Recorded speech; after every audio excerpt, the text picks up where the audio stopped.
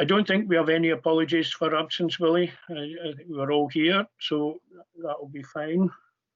I don't think any of the folks associated with the reports have entered any apology either, so we should be okay. We go to the usual declaration of interest. Laurie, you have your normal, and then Mark. Yeah, a normal declaration of interest in relation to housing, item 5. Item 5. No, it's item, no, I think it's item 6.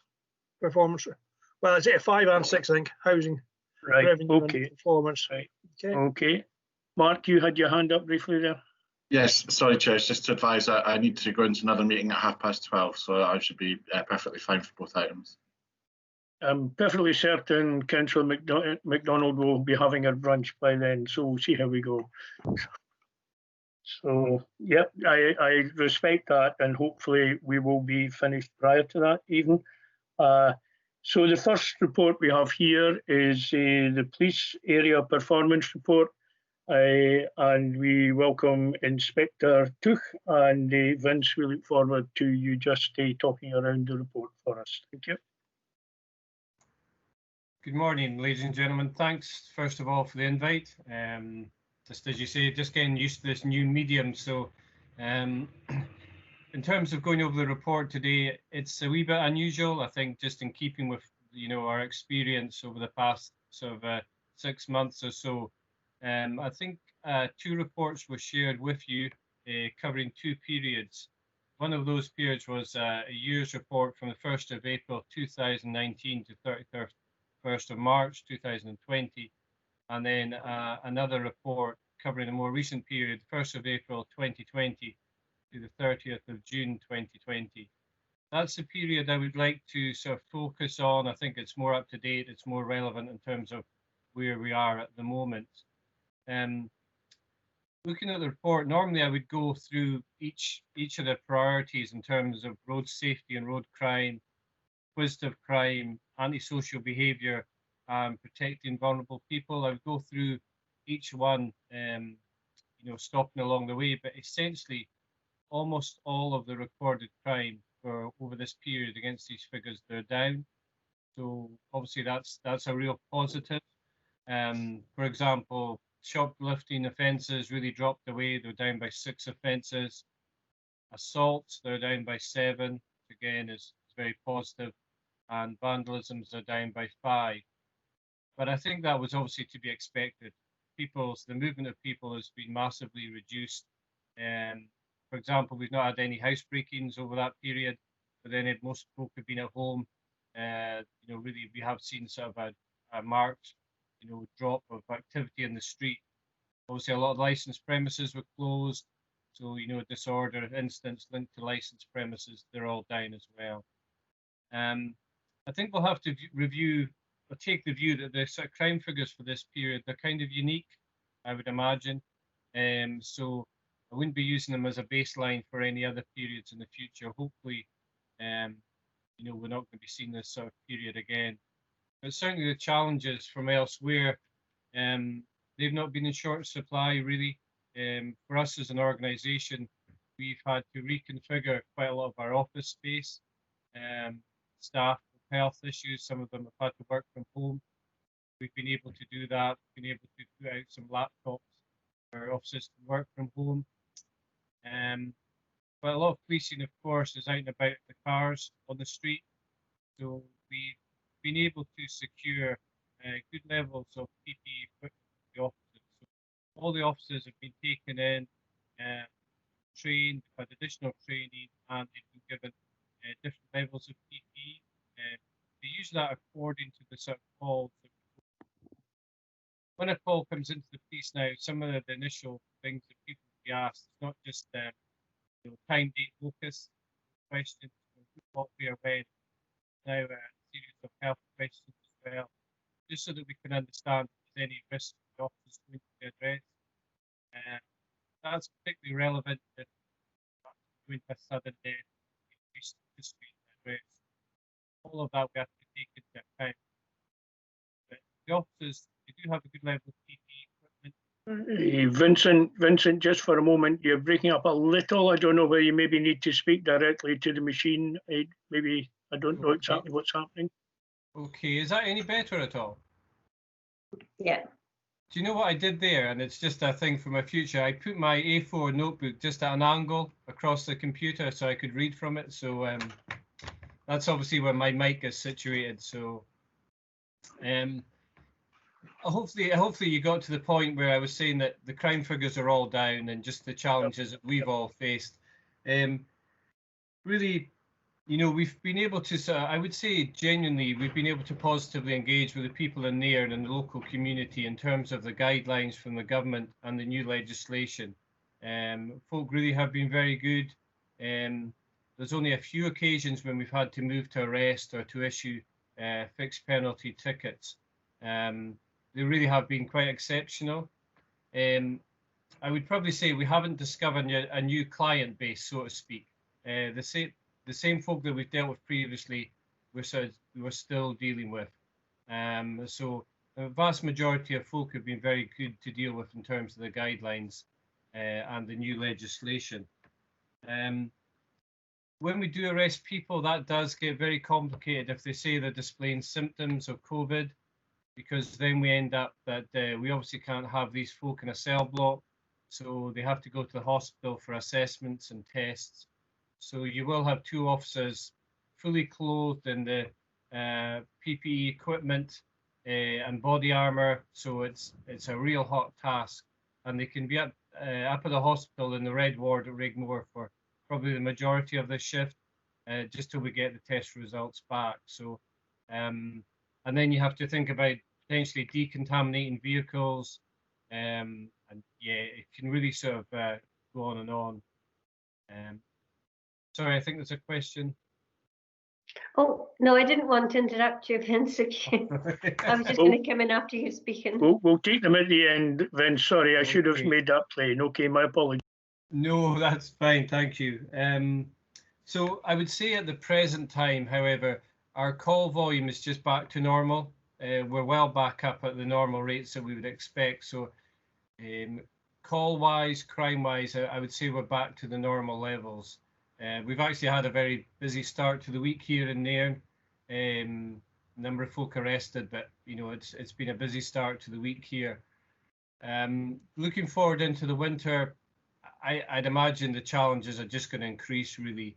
You know, occasionally we do get involved to help in the track and tracing aspect. You know, if the health board can't track down individuals, then obviously that's what we're good at. You know, so occasionally we have to sort of help and sort of track down individuals and work with the health board there. But that probably more came to the fore recently in Granton and Spey with that incident there. But certainly the communication that we've had there, it works well. There currently is the Inverness and Badnockenstrath Spey ELG, which Willie Monroe will, I think, attends on a regular basis. And certainly, you know, that's been ongoing. I think is it dropped now down to fortnightly, I think. But certainly it's been running over the course of the summer. But certainly, yes, I think looking to the winter, I anticipate it's just going to get busier really for that. But hopefully that puts the figures in context for this report. Yep. Thank you very much, Vince. Liz, your question, please, or questions? Yes, thank you, Chair. It's strange times indeed that we're living in just now. I'd just like to ask you, Vince, have you had to use any of the new powers that are available to you through the Scottish Government, you know, legislation changes? And later on in our papers, we've got a sharp spike in homeless presentations. And I wondered, has there been any instances of domestic abuse or vulnerable people at home because they've been stuck at home during this period? Because it says in the report later on that it's due to breakups in relationships that there's been a spike in homelessness presentations. And finally, I'd just like to welcome our Area Commander, Chief Inspector Jenny Valentine, who I believe is going to be based in the police station at Nairn, and she'll be chairing our community planning partnership. So we're delighted to have her based in Nairn, and it will be nice when time permits to get to meet her face to face eventually. However, if you could answer these, I'd be grateful. Thank you. Absolutely. In terms of the new powers, we have had to issue just a small number of fixed penalty tickets, so in relation to the COVID offences. But that's, as I say, quite often, you know, when people aren't abiding by the guidelines and the conditions, there tends to be alcohol or there's other offences involved. So, you know, so this has been a small number really that we know we've had to issue and use the legislation. Obviously, we now have legislation whereby, you know, there's a restriction of persons indoors in terms of parties, etc. That wasn't available to us previously, so I would anticipate that may have to be used. But obviously, if you have the community support and if people buy it, you know, buy into the guidelines and they see the importance of cooperating, I think, you know, we've seen that make a massive difference really here. So, you know, I think it's really as a last resort that we're using the legislation, and the vast majority of folk have been very good.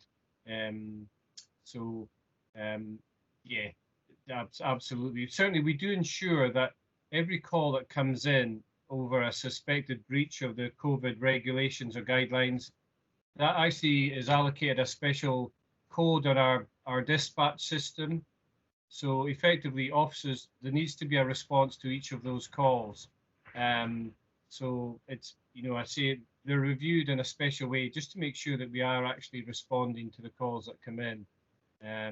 And yeah, we go over those each day, basically. In terms of homelessness and domestic abuse cases, I would say that they have been a constant through, you know, over the past 6 months. I wouldn't say that we've seen any particular drop off in those figures at all. Indeed, at the start of the week, we had quite a long incident with a domestic abuse case. So I would say I wouldn't have noticed a particular rise in reported cases, but I guess that's just the danger with domestic abuse cases. It's just really what people are suffering behind closed doors. So, you know, those reports might come out in the near future, just when people have that ability perhaps to seek refuge elsewhere and feel safe enough to make a report. But I'm not personally aware of any sharp rise in those numbers at the moment. But it is a concern. It is a concern, really, I think, that we've had over this period. And thirdly, thank you for the welcome to the Chief Inspector. She's been working here the past 2 days, and she's firmly established now in the office in Nairn. So I think that's going to be a real positive going forward. Certainly, it's a temporary position, but obviously, hopefully, that'll be cemented in the future. Yep, thank you very much. Is anyone else any questions for us? No, fine. Yeah, I was just going to ask the inspector. Are you actually losing 2 officers off a shift for the entire shift if you have to go up to the hospital? Is that having an impact on the services provided locally? Yeah, well, it's always been the case that when you present your custody at the charge bar, if there is a medical issue, then effectively, yes, we have to take them up to the hospital and we get engaged with prisoner watches at the hospital. That's always been a big impact in terms of abstraction. And there is nobody else to do it, really. When you take somebody in, it's your case.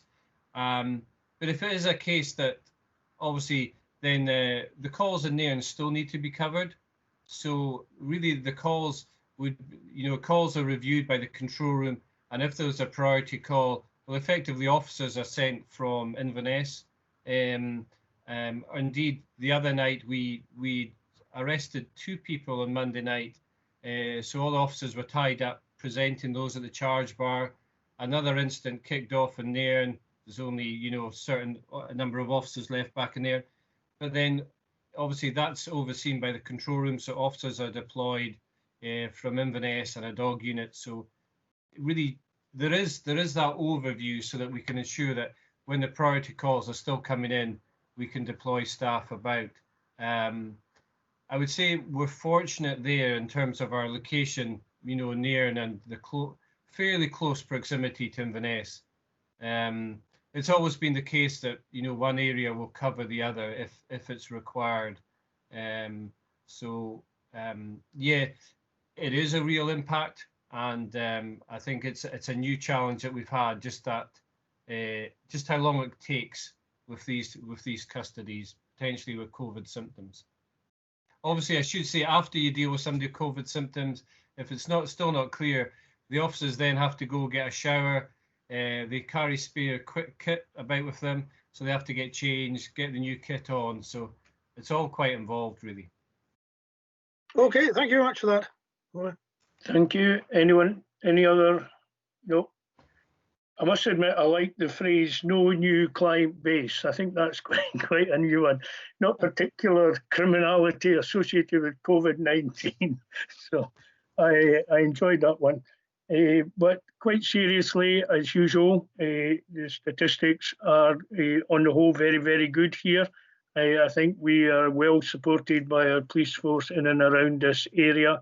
I think you have officers who not only have a technical skill and ability, but have a personal knowledge and skill, which we're grateful for. I think you yourself have made it your business to get to know the community beyond just sitting in an office. I know that for a fact, and we appreciate that very much as well. So do take back to your officers and staff that we do congratulate them really on facing some really serious challenges and quite different challenges about how you relate to people. You know, the legislation that you have the power to go into someone's home and break up a party kind of idea. I think you use that quite sensitively, and it's good that the community are working with you as well. So thank you very much for that, and we wish you well as you go on with your job. Thank you very much. Thank you for your time. Thank you. Right, folks, we are asked to simply, the committee is invited to note the progress made against the objectives, which I think we have just done, and also the different aspects to that report, as in 3, 1 and 2. Are we content with noting that, folks? Okay.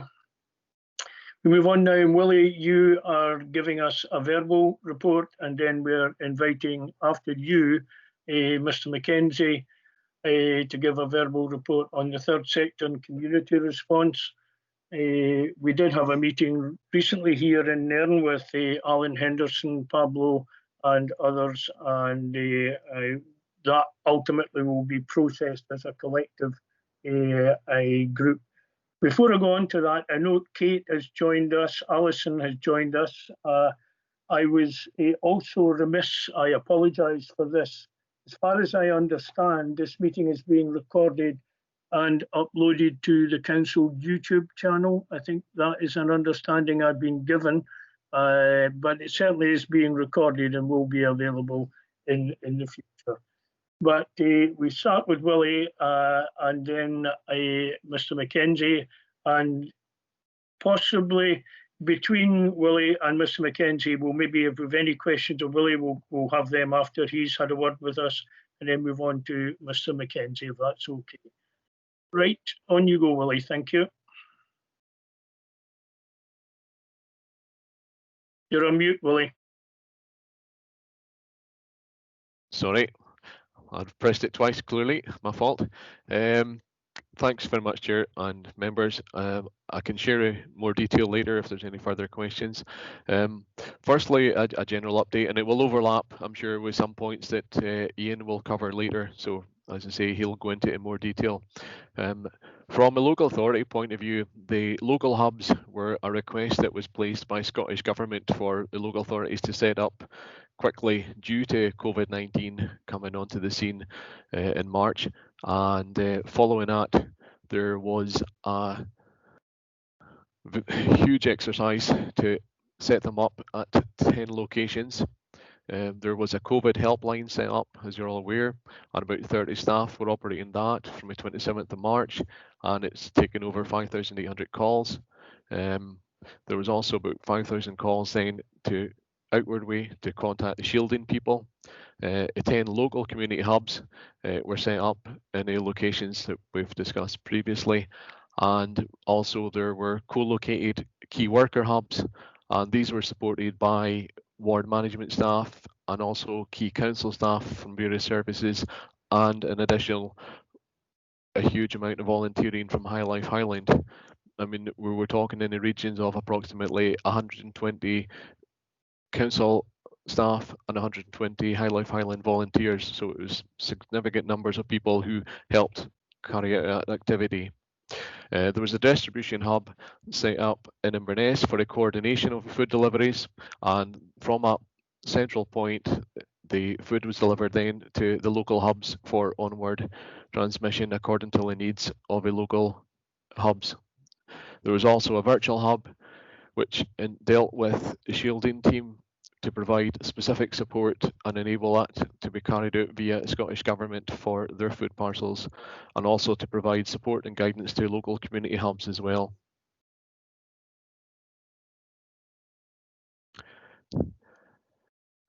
To give an understanding of the numbers that were involved, the access to Scottish Government food parcels, there were in excess of 971 individuals that were provided with these, and support for food to Scottish Government food parcels, there was about 552. In addition, we were looking at support for food for direct food provision with shopping for 797. Now, these things were happening on a large scale for the earlier part of the proceedings, which were during April, May, and then tailored off a bit during June, and currently, as we understand, they are significantly reduced, but there are still pockets of activity such as granting that recently has happened. What happened as well was there was regular contact with the customers who were being supported by local hubs, and phone calls were made by the local hub virtual team, as it were. So there were staff based at home from Highland in our own case for a local hub, and we would contact then individual customers to check what their requirements were each week, just to make sure that the situation, if it had changed, if there was anything else we needed to do, and also for any advice and guidance and signposting that we could provide. The Nairn hub was effectively operational on a Monday to Friday, 5 days a week, 9 to 5 p.m. for deliveries if required. And it was reviewed then as the decrease in inquiries came about, and that was reduced to then 1 day a week when we were needing the operation with the volunteers. And at present, it's used as a storage facility because we have currently no ongoing customers that we're supporting. However, we're monitoring this, and this can change, as we're seeing, with any outbreaks and infections in the local area, so we're keeping an eye on that. There was significant contact with our partners from the point of view of a prescription delivery, which were carried out by British Red Cross. Initially, there was also some support in that respect from Nairn Task Force, who were the main contact body that we had from the voluntary sector in Nairn and Nairnshire. There was also the possibility, if it was required, of water delivery, which thankfully in our own case didn't come to fruition, but did come to fruition in a couple of the other areas where the private water supply were an issue. And I think it's fair to say that all areas of Nairnshire have responded in either by community groups or a hub. They've been supported well. There have been a tremendous turnout, and I think Ian will come onto that in more detail later about the local aspects of these things, where very much these groups were only initiated due to COVID in a number of cases, and people were set up, and the actual local communities across the Highlands and in Nairnshire, from our own specific point of view, were tremendous in the way that they supported in needs and the requirements of a local community. And I think that's important to realise, at times, to get a coordination on that. Again, food deliveries, as I say, we've included the direct supports for vulnerable people encouraging then as time went on, as it opened up, a click and collect to get the food delivered locally if that was more possible to a person through supermarkets, and working with them to enable that, as we're saying, using all options that were available to make sure people had a food and had all the necessary support that they required for their own needs. And that could also be welfare support, as we're seeing is going on continued now and will liable to continue for some point, I would suspect, with the current situation where we're moving beyond the initial period into other elements of the recovery. And there was also obviously ELG set up for an emergency liaison group in order to respond to any specific difficulties. And as we're saying, the example recently in Bannister's Bay where we had in Granton, and that's always available if the need arises for ourselves in Nairnshire. But as I say, hopefully that won't be a case that we've got. And again, close working with all the community partners. I think, like Vince has just explained, from the police and the NHS and all the other partners that we've got, that everything was only able to take place because of all the partnership working, voluntary sector and otherwise, together.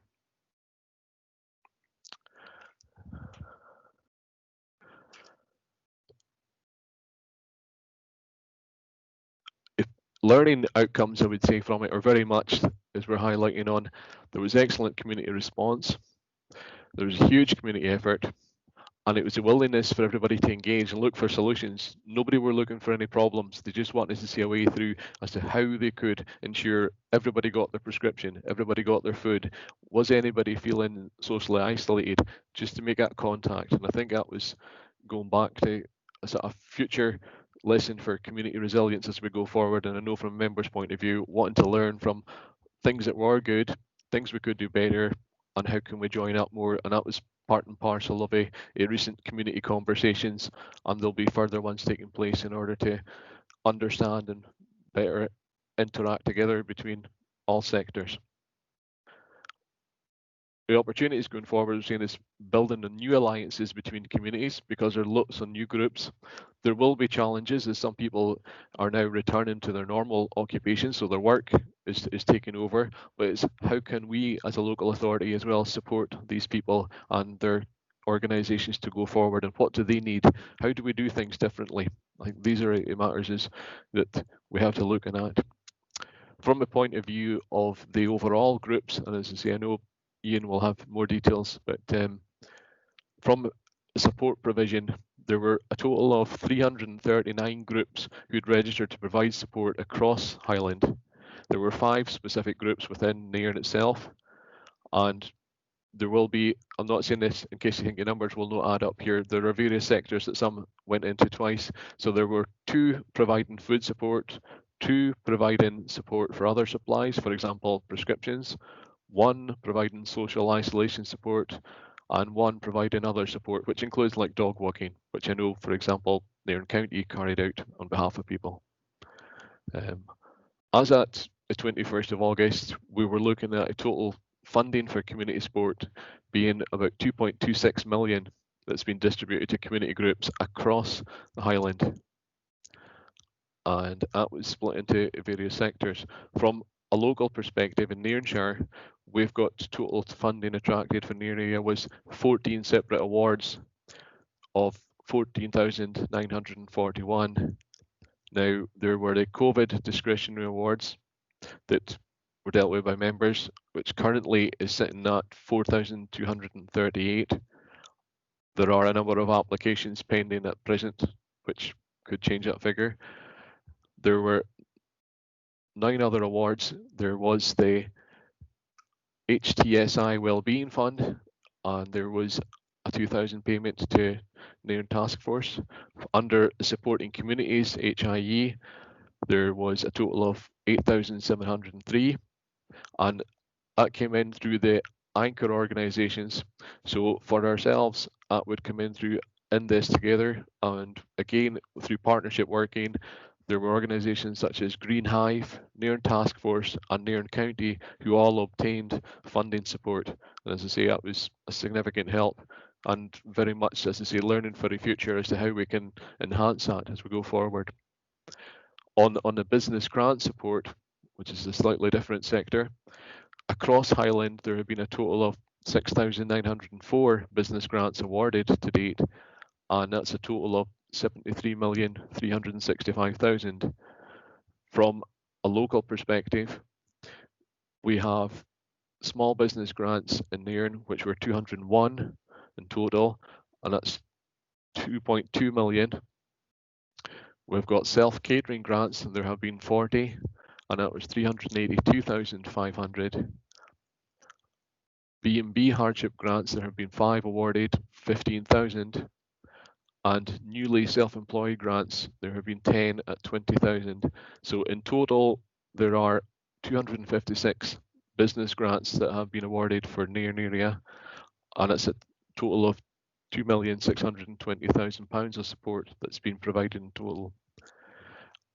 I can give it detail, so yeah, it's not supposed to be a memory card from myself, but it was just to highlight the main figures that whilst there have been significant figures across the Highland community in total, there has been quite a reasonable uptake within the business community and the community groups locally. And I think it's fair to say that each individual area within the Highlands is set up slightly different for the way communities have supported each other. But that's everything from myself at the moment. And if there was any questions, I'll promise I'll stop now to give everybody a chance before we hand over to Ian. Sorry, Liz, thanks. Yeah, Liz, on you. Yes, thanks for that rundown, Willie, of what's been happening. I think I'd just like to add to that the rural community councils. The 3 of them have done work in their rural areas. They've applied for the grants and they've carried out activities to make sure that people were fed and got the the support they required in the rural parts of Nairnshire. Let's not forget them. I think my concern will be going forward if we have a winter lockdown. Who knows what's going to happen in the future? And the good bit of news is we do have the Nairn Task Force and other groups who are now accustomed to doing the work and realise what they have to do to deliver their prescriptions or whatever their remit is. So it's concerning going forward, but at least we've now got some sort of infrastructure that knows how to deal with it. So thanks for your update, Willie. That was very useful. Thanks. Sorry, Peter.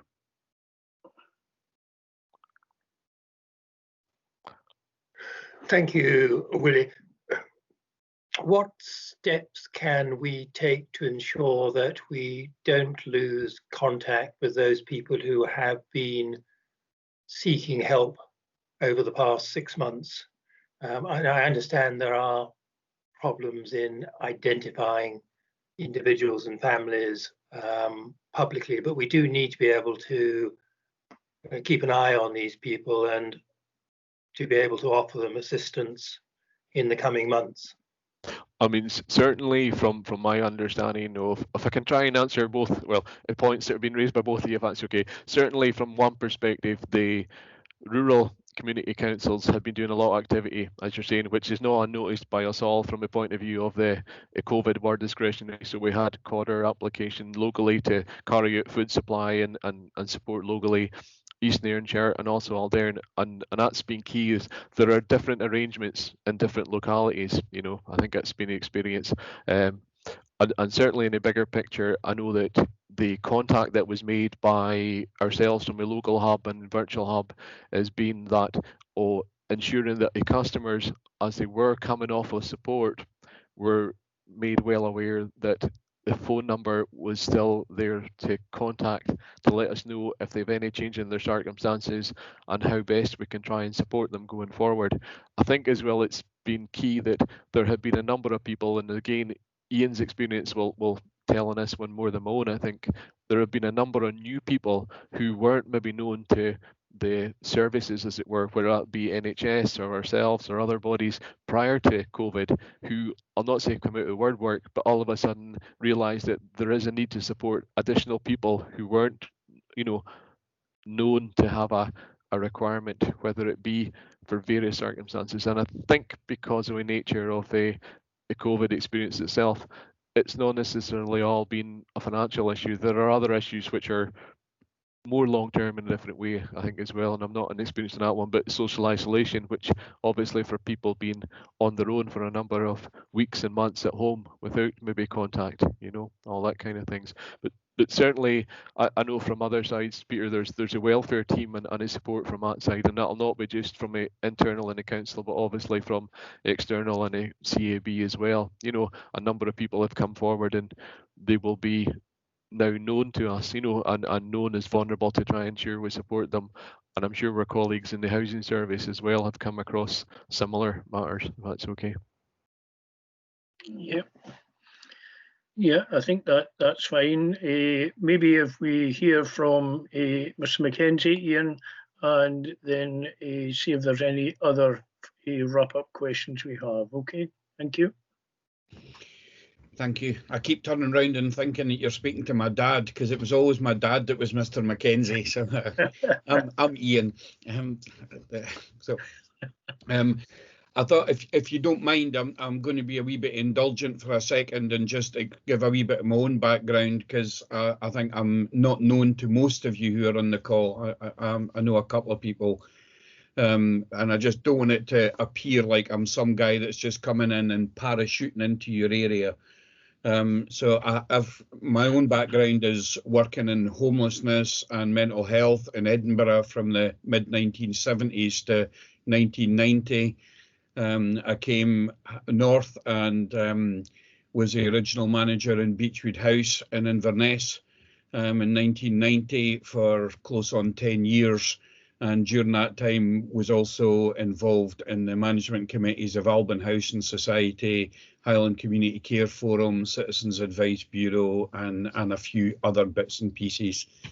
1999, I moved to work with Highland Council. I worked in housing development for a number of years there, including in Nairn and Badenoch and Strathspey. And then I had an incredible escape plan, and I went and lived out in the rainforest in Central America went for a couple of years and stayed for 13. So I built a children's home out there, and my wife and I managed that. Came back to Scotland in 2017, and I've been working with Highland Third Sector Interface for just over 2 years. Had the funding for my post removed right in the middle of all of this COVID pandemic. So lost my job in April and applied for a new job and got that starting on the 1st of July. So I'm fairly new in the current post I'm in, but not new to the third sector or not new to Highland. So excuse me indulging you and giving you that, but I just thought it was worthwhile rather than this new guy coming in and thinking like he's speaking like he knows stuff. So are you guys all familiar with who HTSI is or what we do? Can you give me nods or shakes? Yep. Some of you are, some of you not. Okay, very briefly, Highland Third Sector Interface set up under Community Empowerment Act 2012. There's a TSI set up in every local authority area of Scotland, and most of the TSIs took over what was the Council for Voluntary Organisations or Voluntary Action Groups or whatever. And of course, Highland is slightly different. We didn't have one, we had 9 of them. So HTSI ended up becoming partners with 9 existing organisations across Highland. We're charged really with 3 pillars of activity, is to promote and support the third sector, to promote and support volunteering, and to promote and support social enterprise. And that is what we attempt to do. We usually deliver that through partner organisations, and we've just gone through a merger. I suspect that you know that. So we've just gone through a merger with In This Together. Willie made mention of them a couple of times during his presentation. In This Together no longer exists. We've just done a merger with them, and we've taken over the role that was previously provided by Rossshire Voluntary Action in Mid-Ross and Easter Ross, and we've taken all of their services in-house, and we're now providing that as an Inner Murray Firth HTSI team. So we started that on the 1st of July, although most of the team have actually only started within the last couple of weeks. So we're a new team trying to find our way, covering the whole Inner Moray Firth area. Specifically, what have we done during COVID? Very quickly, we set up a website to help third sector organisations. I would really recommend you have a wee look at it. It is all one word, all lowercase, COVID, number 4, covidforhighland.org. Have a little look at that if you've got time. Within that, we set up a community action register. So we invited organisations from across Highland to register with us and let us know what they were doing. And so people could actually see who was doing what in their areas. We had 357 organisations are currently on our register. 6 of these are within the Nairn district. We also set up a register for volunteers. We're working alongside Highland Council to do that. When Scottish Government, unfortunately without talking to us, announced a national volunteering programme and invited people to come in there. However, they didn't have the infrastructure to support that, so they started taking names and then ended up just passing them back to Highland Council and ourselves to try and manage that. So people were interviewed 2 or 3 times before they actually got onto the register in that process. The outcome of that was that we've got just over 2,000 volunteers on a register. And we've estimated that we've placed between 300 and 500 volunteers out of the 2,000 that applied. It's an estimate because at the early stages of this, as we were having communities, were setting up projects, we were actually just matching volunteers and organisations together, not coming through ourselves, but getting people just to go directly to organisations. And clearly we didn't record all of that interaction. We just let that happen locally and encouraged it to happen locally before we did that a bit more formally. So we're estimating 300 to 500 out of 2,000 volunteers placed. We also set up a telephone helpline for third sector organisations. And that has varied in the amount of access, but really interestingly pulling in a lot of extreme rural organisations that we wouldn't have been in touch with before. So pulling people all the way in from the Ardnamurchan Peninsula, from up in Kinloch Bervie and places where we hadn't really done much before. We have set up over 50 e-learning courses that are online, that are free to our members, and so people have been using that. We've also done a number of training activities that haven't been free because we've had to pay folk to come in and do some of them. We've had a weekly, now fortnightly resilience meeting for third sector organisations and particularly promoted mental health. We've continued with some of our more regular meetings. We've got a Highland Social Enterprise Network. So we've been meeting every couple of months. We've got a Health and Wellbeing Forum. We've increased that to be meeting monthly. We've got the Criminal Justice Forum that's been meeting every couple of months. And we've been working alongside NHS Highland in developing a new service for community link workers that we can talk about another time. We also do a third sector breakfast. Normally it's a face-to-face in Inverness, and then we've rolled it out into Fort William, and we're hoping to roll it out into Caithness. We've increased that to being a fortnightly meeting as well. And again, just some really interesting challenges for us that we're getting people coming and joining this third sector breakfast meeting that we would never normally get in touch with. So there's a real request for us to keep that going post-COVID and keeping it going as an online meeting. We have an average about 10 people coming to that meeting all the time. Specific to Nairn, again, Willie's covered some of this. We've got 7 organisations that we're involved with through the COVID register and outside that. And he's already mentioned them: Green Hive, the Task Force, Nairn Connects, Rotary, and Nairn County Football Club. And there's two that, although they're on a register, we've actually not been able to make any contact with them at all.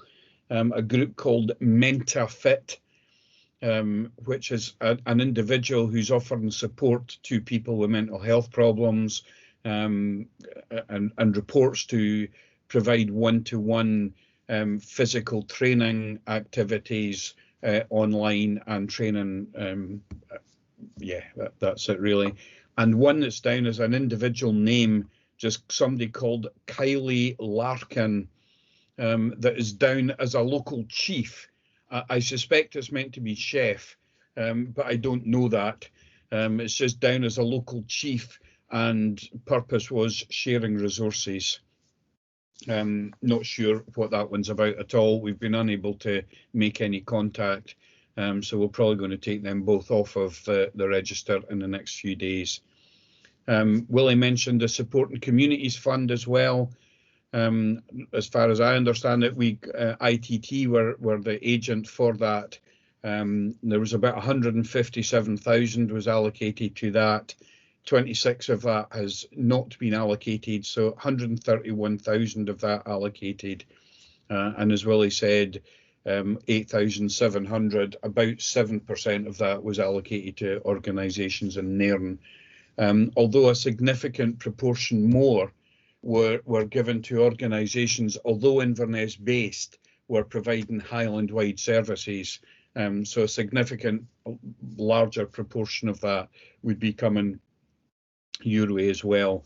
And again, I'm not quite sure of the balance of this one, but there was also Ardeshir and Petty Food Group received money on top of the amount that's allocated in there. There was some other notes I was trying to scribble down when Willie was going forward as well. I don't know how much more information you would want for me, and maybe it would be easier for me to actually ask you to ask questions of things that would be relevant to you rather than me waffle on for another 5 minutes. So that's what I would suggest that we maybe do, if that's all right with you, Chairman. Yes, thank you very much, Ian. That's very welcome. Lots of good information in the background there. A lot of it I know. I don't know about our local chief at all. Maybe it is our chef. But I see, Liz, you're wishing to come in and either ask a question or make a comment. Yes, thank you. Thank you for your explanation of all the services you provide, Ian. I was just checked about MentaFit, and you can find them on Facebook. It looks like they're funded by the NHS, but I don't know, the last time they posted anything was July, so I don't know whether they're still there or not, but it looks like they do provide a service to different areas in Highland and not just Nairn. So, but yeah, there's been so much volunteer activity going on that I really do miss. We used to have the Voluntary Association and Nairn groups, and then we had, you know, I think we need a more prominent local base for volunteer activity in Nairn. Really positive if we could get something developed along that lines, and I don't know, have you got the resources or the capacity to do something like that in the near future? I mean, I hope so, Liz. I mean, where we're at is, as I said, we've really just got a brand new team there. But within the team, I mean, my own role is going to be that of helping new organisations to get started. We've got someone else who is specific about looking at governance, so they would help either new organisations or existing organisations. We've got somebody with a specific role to look at volunteering, and somebody with a specific role to look at supporting volunteer organisations. So the four of us are very specific to working with organisations. My desire, and I don't know whether we can achieve it, we certainly can't during COVID, but my hope would be at very least that what we can do is to do regular workshops within each of the areas that we cover, so we can have a local presence. I don't want people to have to continually come to us. I think it's absolutely crucial that we go to them. So I would be hoping that we would have workshops on a regular basis in somewhere like the Nairn Community Centre. And I'm just picking that out the top of my head, you understand that. So as we're coming out of COVID, that would be my hope, that we would be able to start having a local presence. It won't be all the time, but certainly we should be able to do it on a fairly frequent and regular basis, would be my hope. Yeah. Yeah, well, thank you very much, Ian. I also remember the days of Vang, as they call it. I'll come back to you in a moment, Peter. Vang, as they called it, and they had actually had a full-time manager, a guy called Russell Foley at the time, and very much coordinating I think they instituted the community transport operation that goes on in Nairn, etc. You know, where there's a lot of background work has to go on to identify streams of funding, capital and revenue, etc. Yeah. So certainly, along with Liz, I would welcome the opportunity, I think, to find ways in which we could perhaps not go back to an old model, but find what is the relevant model now, where we can bring people together and enable. I know Peter, and I'm not preempting hopefully anything here, I know Peter was on a one-day course at one stage talking about how you try to do applications for grant funding, etc. You know, so these kind of things, I assume that's something that's in your offering along the line. Yeah, I think there's a potential in there to, and I think in conversations we've had as members, and I've certainly had with Willie, I think there is a need to strengthen that infrastructure in Nairn at the moment compared to some other areas. Peter, you want to come in, and then Ian may wish to just come back on anything. Thank you, Tom. While the uptick in the local help has been very welcome over the last few months, we are all well aware that the problems are not going to go away anytime soon. And wearing my CAB hat, I am very conscious that the inquiries for financial advice, whether relating from unemployment or additional housing needs and such like, is going to increase over the coming months. How can you suggest, Ian, that we manage to keep the local interest going, even when COVID is not so prominent as it is now?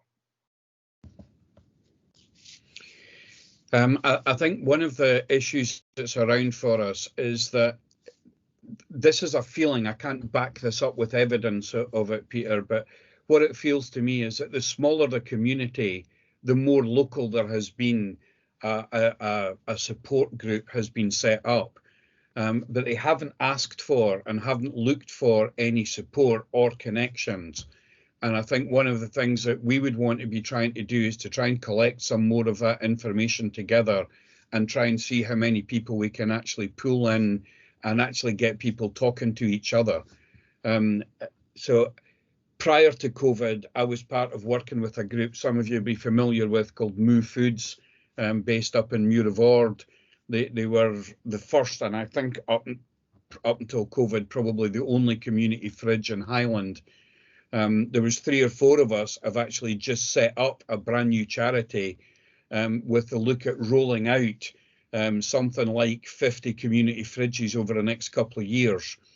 And we've been hit by COVID, and I think we've got somewhere in the region of 50 community fridges have started without any support. And that's great, and I'm really, really happy. And I mean, I don't know, it's my place to be proud, but I couldn't be more proud of some of the communities in the way that they've responded. My fear is, though, is how do we actually try and maintain that going forward? How do we try and maintain volunteers? How do we try and get people to learn from each other's mistakes and offer support to each other? So one of the other groups that we've got running now is a group called Highland Poverty Action Network, and we're looking to try and start collecting some information through them and try and pull people together and see if we can set up a network of food providers, a network of community fridges and that sort of thing, so we can take it forward from there. But without that local contact, we've not been able to do that yet, but it's on our agenda to do within the next couple of weeks. Does that answer your question?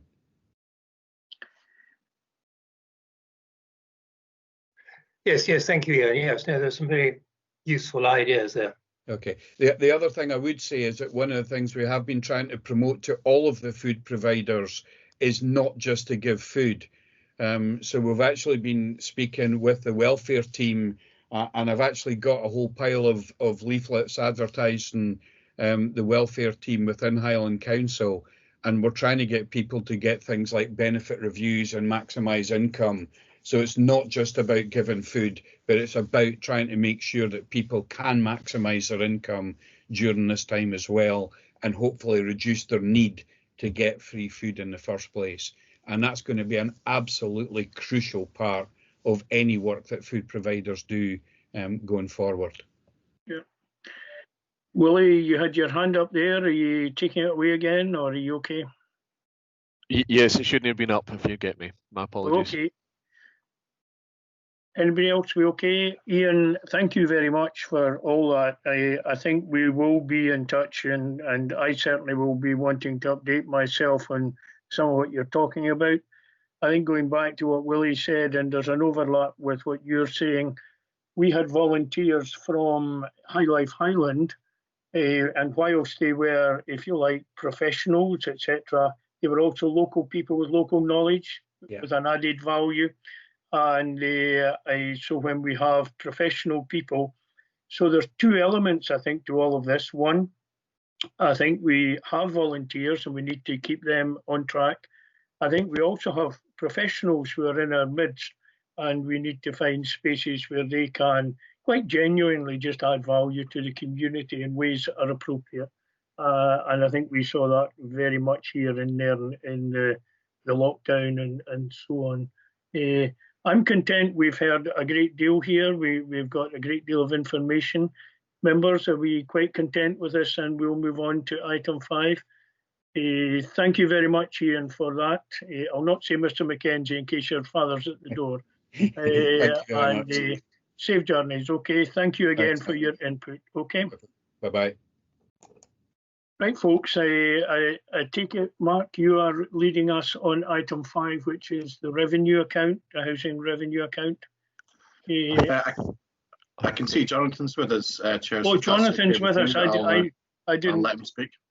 I don't see Jonathan on my screen here anywhere. Perhaps at the bottom, just an initial.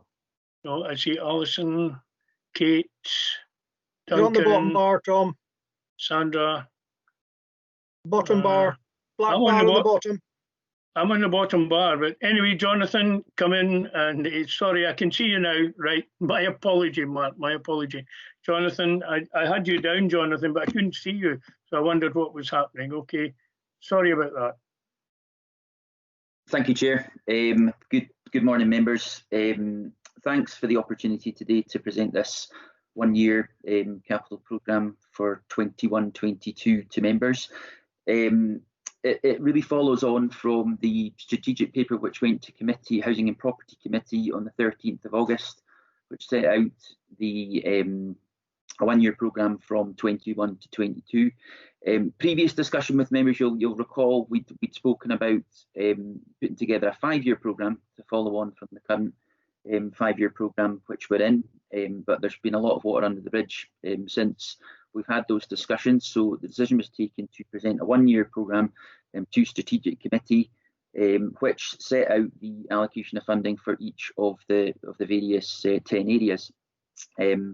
The plan in front of you, Appendix 2, really draws on the discussions that we had very recently at Ward Business, also from our system analysis, and most specifically the discussions with the local maintenance teams about really what they see as the priorities for the Nairn area. You'll see at Appendix 2, it does identify a reasonably balanced programme, although there is a specific priority in relation to heating and energy efficiency measures within the stock in order to bring as many properties as we can up to the energy efficiency standard.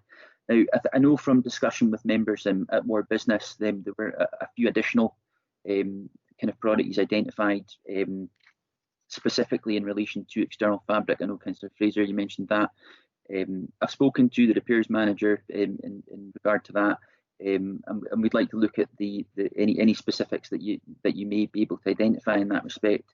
And I think moving on and into next year, when we begin that more detailed discussion with members in respect of a 5-year programme, I think that presents us with the opportunity to touch on a broader range of priorities than we're able to do in this 1-year programme. 5.7 identifies the resource allocation for Nairn, which is 716,000 for the mainstream programme and 73,000 for aids and adaptations, which actually represents an increase in budget allocation for aids and adaptations, just really due to the number of referrals that the Nairn area receives annually. I had intended to apologise at the beginning. I think the clerk had mentioned that there was a formatting issue with the recommendations. You'll note incorrect paragraph references. So recommendation 1 should read clearly paragraph 5.7 and recommendation 2 should read paragraph 5.2. So apologies for that, members, and I welcome any questions that you might have in respect to this. Okay, folks, any questions? We did have discussions at Ward Business, and this report, I think, is an excellent one. Liz? Yeah, I think it's a good report as well. I'd just like to ask, the energy, 60% of our budget is on energy efficiency improvements. Do we access grants from the Scottish Government to help fund this? Okay, Jonathan, do we know that? We continually look at opportunities to supplement the spend, particularly in relation to energy efficiency measures. Now, I think you'll be aware of quite a widespread private sector programme, specifically relating to owner-occupied houses, which is a scheme which is managed through our energy team. And there's not quite the opportunity within that for us to tap into the same level of subsidy. However, there are various funding opportunities which we look at to try and supplement the work that we do in respect of energy efficiency. And I'm confident that there's actually a couple of funding opportunities that we're looking at right now to see whether it can match in with the plans that we've got in order to stretch the resources that we've got further. Yeah, that's good, because I'm aware that there's a scheme available for landlords as well. So I don't know, does the council kind of get into that funding and just to maximise everything we do?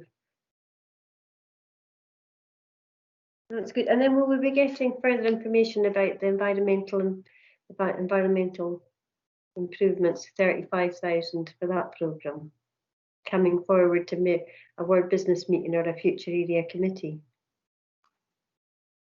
Yeah, Councillor McDonald, absolutely. I think we've had some really good discussion at Ward Business in Nairn in respect of the environmental projects, and I think we were all pleased to be able to use that resource in quite a creative way in Nairn, and I could refer to some of the work that we did on some porches, which was led by the local maintenance team, which was great. And I think we've got the resource for this current financial year and also what's in front of you for the following financial year. So there's a real opportunity there to continue that good work. And Sandra, and I now will come back to a future Ward Business, and we'll have some real specific discussion about what we would see as the priority for that area of spend.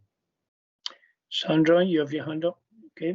Yeah, just to add to that, members, we're looking at rate your estate again as well, and what we can do safely to reintroduce rate your estate. So we'll come back to members at Ward Business meeting an update on what priorities we've identified in the actual housing estates as well. Okay.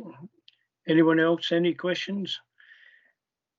Well, Jonathan, I think this has been an excellent report, and we thank you very much. And we also thank you very much for the care you take and have detailed discussion with us at Ward Business level as well.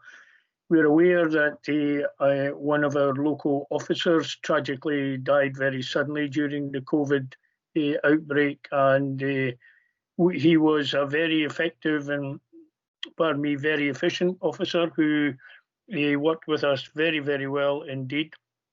We actually are very happy that you guys have pulled together, and that whilst we will miss him, I think you are continuing the work that he began and the standard of work. And we look at all the statistics and so on. So we're very grateful for the fact that you've kind of pulled together as a team, made sure that you know, the work that needs to be done is being done. And so we say thank you very much for the report, and thank you also for the management structure that's coping very well in the background with all that's needing to be done. So thank you very much. Okay, with that, folks, now we have the amendments. I didn't actually write them down, but we have the amendments. We are asked to note the allocation of resources as set out in our report. Guideline investment priorities, which have been discussed with us very fully, as set out in 5.2. Agree 1 year HRA capital programme for Nairnshire, as set out in Appendix 2. Note the position relating to the current year HRA capital programme, and note that updates on the Housing Revenue Account capital programme will continue to be provided through ward briefings and at future local committees as requested by local members, in addition to reporting to the Housing and Property Committee. So I would suggest we are content with that, and okay? Yep, agreed. Yep, thank you very much indeed. And now we move on to your part in this, Sandra, which is a housing performance report, and we hand over to you now. Thank you, Chair. Members, just briefly before I move to present the report, I thought it would be useful just to update on the Nairn Housing Team response to COVID-19. Just to update members very quickly, and in fact, prior to lockdown, we focused on our Nairn sheltered housing tenants. We've got 2 large complexes of sheltered housing in the Nairn area. We closed the common rooms, installed hand sanitising units, and increased our regime of cleaning. Our daily contact with tenants obviously changed. The wardens replaced home visits with telephone and using the help call system. These measures are still in place, members. Our staff also use telephone, email and text messaging to contact our tenants, to carry out welfare checks and to provide assistance to our tenants.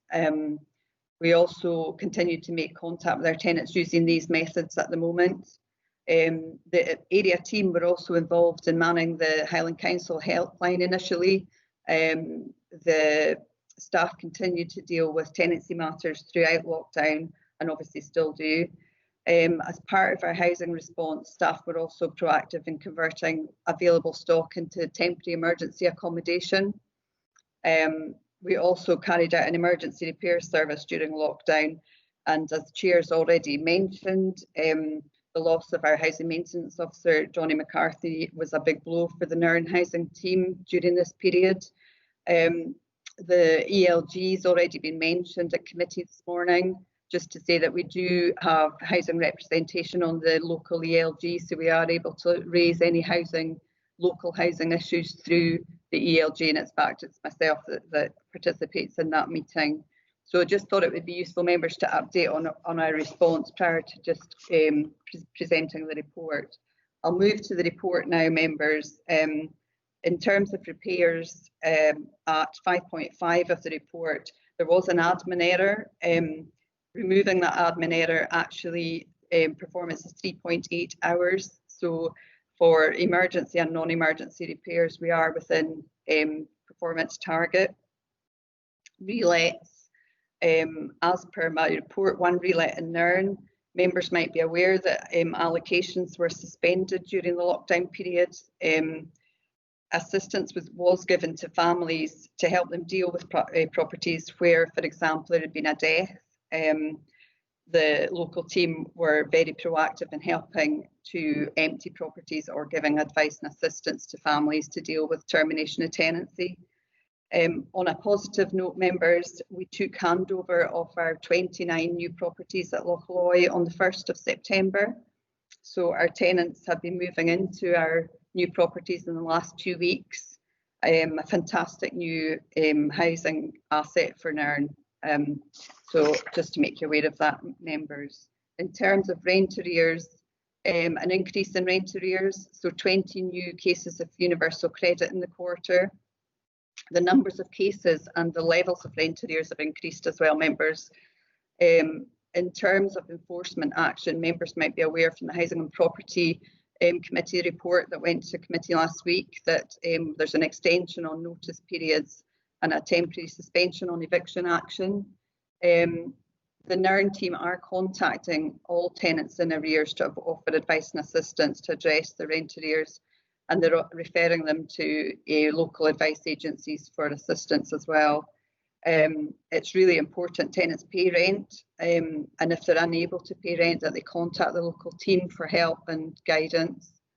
It is anticipated that rent arrears will be an ongoing issue for the team for some time to come. In terms of homelessness, 21 homeless presentations in the quarter, higher number than usual for the Nairn team. It was challenging for the Nairn team during lockdown to deal with these matters, especially where there were constraints around visits and it was telephone contact. As per my report, 10 households required accommodation for the remainder, and the remainder were dealt with in advice and information. Appendix 1 of the report, members, there's no red indicators for Nairn. Happy to take any questions. Thank you very much indeed. Again, Liz, you wish to ask or make comment? Yes, thank you, Chair. It's just to say how well the team have done.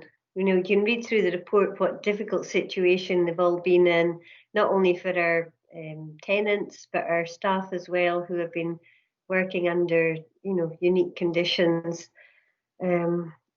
I was going to ask about the homelessness presentations, but I think it's all explained there in the report, and I think just to congratulate the team on being able to handle this situation so well and so sensitively, because, you know, rent arrears have gone up. There's lots of families in stressful, difficult times, and I know that our staff are doing the best they can to help them and refer them on to the appropriate support they can get. So that was all I wanted to say at this point. Thank you, Tom. Yeah, okay, Laurie, you had your hand up. It was just a quick one. I said just a bit surprised to see the rise for homelessness presentations in there, and I thought with the COVID it would actually have flattened and dropped off. You'll see from the report that Councillor Fraser that some is it's advice and assistance. So there were tensions around people self-isolating and shielding, and us dealing with, you know, other household members. A lot of the outcomes from those presentations were resolved, so we didn't have to actually accommodate some households. It was advice and assistance. We used our housing support advice service as well to get advice to families that were concerned about members of the household that were shielding and were self-isolating. Yep. All right, that's fine. Thanks, then. Okay, that's good. Peter, you have your hand up. Thank you, Tom. Apart from the one administrative blip, another very good set of results for which the team are to be congratulated. You have addressed this question of the blip and put in process some means of avoiding similar issues in the future, I trust. On the question of the rent arrears, we all understand the reasons for this, and I think I can say on behalf of colleagues that we are very pleased that you are taking a proactive and sympathetic means of handling this issue, and please continue to do this. I think also, Sandra, we know that there is a correlation between the kind of interim updates we get through CAB about some of the issues that they're having to address that kind of overlaps, and you know, there's a universal credit is something that is intruded and caused problems and tensions over a number of years, but obviously very much highlighted. And the other issue will be, and challenge will be, once furlough comes to an end and a number of people are no longer have assured income, are unemployed, their financial situation is either uncertain or drops off a cliff. So the challenges are still there. I think we feel that the team here in Nairn are really doing their best, are addressing issues. I think they do have a fairly good and clear understanding of why we have some of the issues we have, which I think helps when you're trying to deal with them. I think that is a key factor in the whole of this, and allows, you know, I think an awful lot of people are wary of saying non-judgmental. Folk find it easier to judge.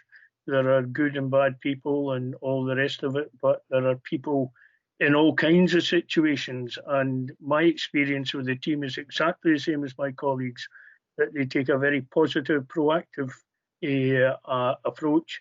They do know people, they do know situations, so they're not only not all dealing with just something on a piece of paper or at the end of a phone, they're dealing with real people that they know. And I think that's a tremendous advantage. And with the new houses becoming available at Lochloy, that maybe gives them some more opportunity rather than challenge, you know, as they're going forward trying to deal with issues.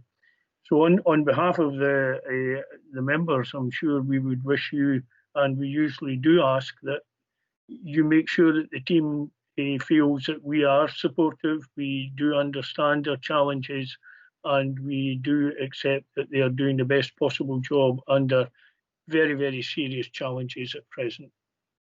So thank you very much, and please take that message back to the team. Thank you, members. I certainly will. Okay, thank you. Right, guys, we have an housing committee is invited to consider the information, which we have done, and that's all we're asked to do. We have made comment, we have shared our thoughts. So I think we can be okay with that and move on to item 7, which is our common good. We okay with that? Okay, folks. Thank you very much, folks, for your time and your patience with us. Okay, Willie, I think it's over to you now for this one. Thanks very much, Chair. Members, you'll see on agenda item number 7, the Nairn Common Good Fund, the Q1 information for period April to June 2020, and also attached the monitoring statement found in Appendix 1, and there's an update as well on regards to the development of a splash pad at Nairn Links. The statement has now been set out slightly different to show that the project has been shown for income expenditure separately at the bottom from the main income and expenditure for common good. For openness, it's a lot easier to see what's going on. And regarding that, and obviously we have just received recently the confirmation of a maintenance charges for the new splash pad upon its confirmation of completion, and obviously we're still awaiting, hopefully, a word for opening at some point, depending on Scottish Government confirmation of when that's suitable. If there are any specific questions in relation to the matters on the Appendix 1 or related details, please. Okay, I'll do it the other way around this time, Liz. I'll let Peter go first. How's that? Okay. Yeah, thank you, Tom. on, Peter. Yeah. Yes, thank you, Willie, for the report. Obviously, we're still at the first quarter of the year, and a number of the numbers are still estimates. I do feel that the maintenance charge proposed by Highland may be on the high side, but it's a good basis to start with, and I'm happy that we'll see how it turns out for the first 12 months and see where we go for that. But on the basis that we're not tied into any long-term service agreement, I think that is acceptable, and we can live with that for the first period. But I think we ought to note that it is the Common Good Fund that is going to be paying for the maintenance and upkeep of this facility, and I don't think proper cognizance has been made of that fact. Thank you, Peter. Willie, you anything at the moment to say on that? No, I'd certainly understand that, and as discussed with members, there's currently no long-term agreement apart from a provision of a maintenance from HLH at present, certainly. Yeah, I do also just would like to note that over the last 4-6 weeks, we have had a number of kind of updates. There's been a change from the original expectation of what maintenance would look like, and we hope we have the definitive answer now, and we can base going forward on that. Anyway, Liz, you had your hand up. Yeah, it was to refer to that as well, because we were expecting the maintenance and the costs from High Life Highland to be around similar or even lower to what it was for the paddling pool. But I'd just like to ask, I mean, it's a great pity that the facility is not able to be up and running because of COVID. It would be a tremendous asset to the town this summer when we had such good weather and, the last few weeks. I was just wondering, did we ever get a figure for the water rates? Is there going to be, I don't see it specified within the report, so do we know how much it's going to be for water rates exactly? Because if the water's running and it's metered, it could be significant. Thank you. Willie, you want to? I'd contacted the project team staff from DNI as regards to water rates and was informed that as far as they could detect, there was no water metering related to that area. That was the best response I got, because I was asking the very questions that we'd all discussed previously, members, regarding every item of expenditure. I think, to be fair as well, there was the original understanding that perhaps we would need to have removed equipment over the winter time to retain it, which would have been an additional storage and cost, and that was found to be not required as well, and that's where the tarpaulin was coming in as a alternative solution. But that was the answer regarding the water rates to my knowledge to date. Yeah. Laurie, you've got both hands up, so go for it. I did speak with one of the officials at the opening, and there is a storage tank there, and what they thought was that because they've got a storage facility for water, the actual cost of water would probably be less than what we're using for the paddling pool. Every time they had a problem with the paddling pool, they'd empty and drain it and then clean it and then refill it again. They reckon because it's a storage system and it's only a pump system, there'll actually be less water used. So we'll wait and see on that one. Yeah. The one thing that concerns me in that, we have no metering at the moment, but if they put a meter in, suddenly that becomes a liability. But I don't know where we go with that one eventually. But we are basing everything on the best information we have at present. There are still one or two loose ends we need to tie up, but we will come back with a future report once we've got certainty on some items. Willie, do you want to add anything else in there? No, I mean, certainly based on all the information available, that there wouldn't be any current water rates being charged, and per update from the members that the understanding being that the tank, etc., that there was a kind of topping up of a system, and that was way that it would continue to be used, so there wouldn't be a pump system to need to replenish water. However, I know things can change. I do understand. Yeah. Are we okay, folks? So we note this. The report, folks, if you just give me a second till I go back to the piece of paper I have here. I think, yeah. We're asked to note the position of the Common Good Fund as far as we can during Q1, the revenue monitoring statement, and note the progress on delivery of the splash pad on the links and the annual maintenance costs. We just affirm what Peter said.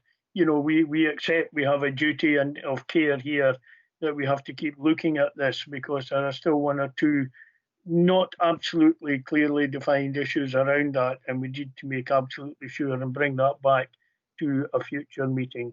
But we're content with the recommendations at the moment, members. Are we okay?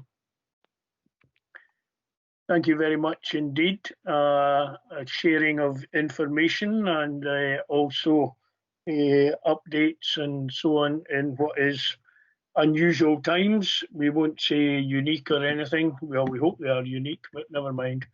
We move to item 8, which is the minutes of a previous meeting. I assume they've been read and no one has any issue with them. Are we content? Oh, they're fine. Agreed. We okay? Agreed. Well, thank you very much, folks, and travel well. You're a little early for lunch and late for brunch. Never mind, you'll manage. Thank you very much indeed, folks. Thank you. Thank you. Thank you. Cheers. Thank you. Bye.